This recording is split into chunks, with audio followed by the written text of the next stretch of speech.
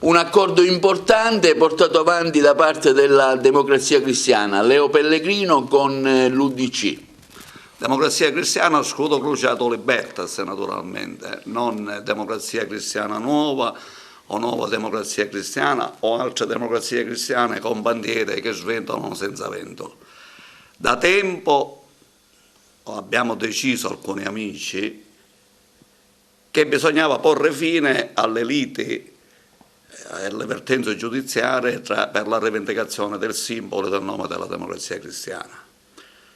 Noi dobbiamo andare avanti, non possiamo consentire ancora che ci siano tra fratelli, tra amici, tutti democratici cristiani, una contesa sull'appartenenza del simbolo.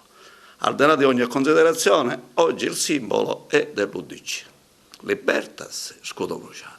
Io dico ai miei amici della Democrazia Cristiana, fermi tutti, né passi avanti né passi indietro, tutti fermi, ragioniamo, confluiamo nell'UDC come corrente interna Democrazia Cristiana e dalla Sicilia, dalla provincia di Agrigento, lanciamo un messaggio a tutta Italia.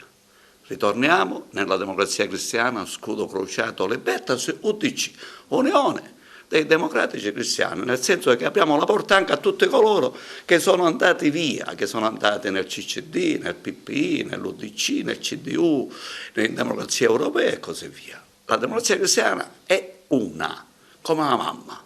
Ci possono essere tanti papà, una mamma, la Democrazia Cristiana.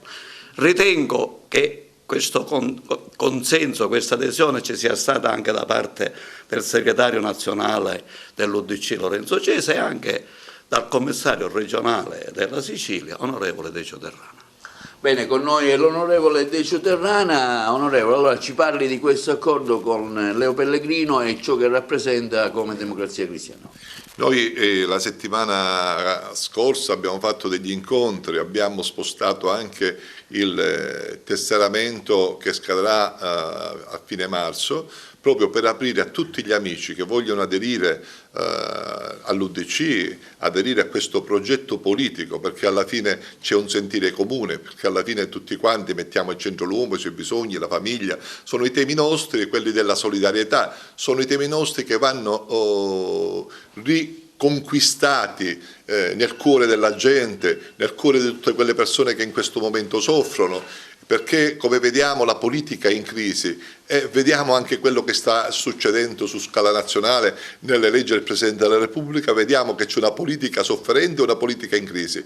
Noi di centro, l'UDC vuole costruire una piattaforma politica nuova e apre a tutti gli amici, a tutti i moderati, a tutte le associazioni per costruire un grande progetto. Lo stiamo facendo in Sicilia e i risultati dell'ultima elezione ci hanno visto primo partito e lo vogliamo fare anche nel resto d'Italia, che i risultati sono stati ottimi nella tornata elettorale per le comunali. Anche nel Comune di Roma abbiamo avuto un grande risultato e abbiamo espresso il consigliere comunale. Quindi dico, l'UDC è in crescita, ma oggi serve la politica del centro, perché la gente non capisce se noi commissariamo la politica, se noi facciamo un commissario al governo, se noi facciamo un commissario al Presidente della Repubblica, la gente perché deve andare a votare? Se poi la politica non è nelle condizioni e non ha la capacità di esprimere i propri rappresentanti, la gente si è stancata.